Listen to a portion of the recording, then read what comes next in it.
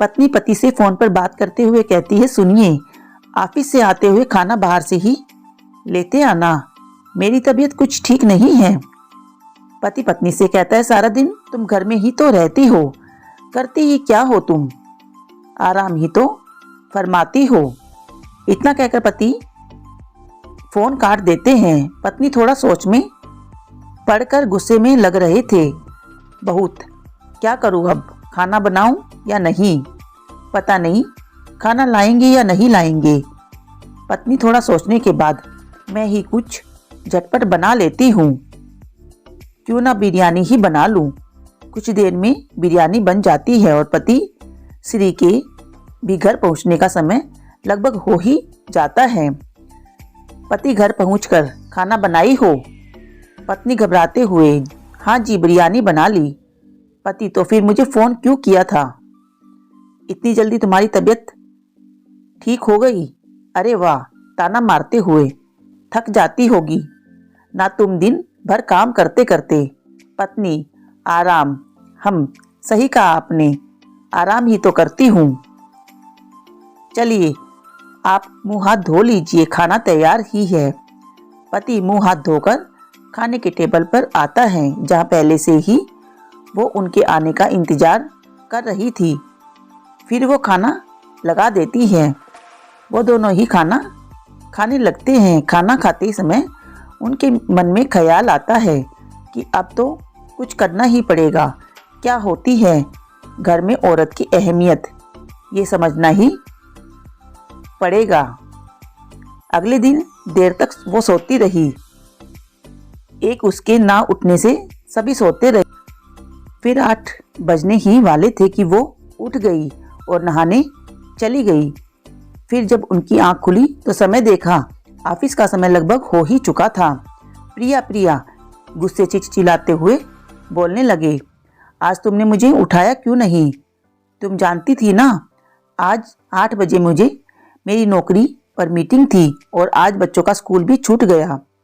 और ये क्या, सारा घर बिखरा पड़ा है, तुमने अभी तक नाश्ता भी नहीं बनाया और पूजा भी नहीं की अब तक। कौन करेगा ये सब? मैं यहाँ तुमसे बात कर रहा हूँ प्रिया, और तुम हो कि सुबह सुबह अपने श्रृंगार में लगी हो। प्रिया, हाँ तुमने ही तो कहा था कि मैं करती ही क्या हूँ, बस सारा दिन आराम ही तो करती हूँ। ये सब कुछ खुद ब खुद हो जाता है। अब ऐसे क्या देख रही हो मुझे? कहकर प्रिया चली जाती है बाहर और शाम को घर लौटती है और देखती है कि सारा घर बिखरा पड़ा है। पति, आ गई मैडम घूमकर? प्रिया, हाँ जी। पति, ये सब काम कौन करेगा? प्रिया, काम कहाँ है, ये तो आराम है ना, मुझे इसे करने के लिए पैसे नहीं मिलते। आपकी नज़र में तो सिर्फ पैसे कमाने को ही काम कहते हैं ना। अगर काम के बदले पैसे कमाने को ही काम कहते हैं तो ठीक है, आज से मेरी भी सैलरी फिक्स कर देना। हफ्ते में कितने दिन वर्किंग काम करने वाले होंगे और ये डिटेल में मेंशन करके बता देना। प्रिया अपने पति से ये सब बातें कहती है।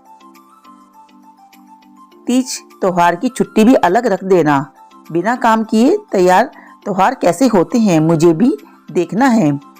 8 घंटे काम करने के बाद भी बाकी के 10 घंटे का ओवर टाइम करने का हिसाब भी कर देना। ऐसा क्या देख रही हो, चलिए सो जाते हैं, सुबह से नई ड्यूटी करनी है ना। आइए। वो चुपचाप बस प्रिया की बातें सुन रहे थे और बस उसे देख रहे थे और उसकी बातों को समझने की कोशिश कर रहे थे। प्रिया लाइट बंद करके बेड पर सो जाती हैं और वो भी बेड पर आकर लेट जाते हैं। फिर सुबह की पूरी हुई घटना को याद करते हैं और उन्हें इस बात का एहसास हो जाता है कि औरतों के बिना घर नहीं होता, बस एक मकान ही होता है। सुबह उठकर वो बिना कुछ कहे प्रिया को गले से लगा लेते हैं और अपनी गलती के लिए माफ़ी मांगते हैं और साथ ही आज प्रिया के लिए अपने हाथों से चाय बनाकर लाते हैं।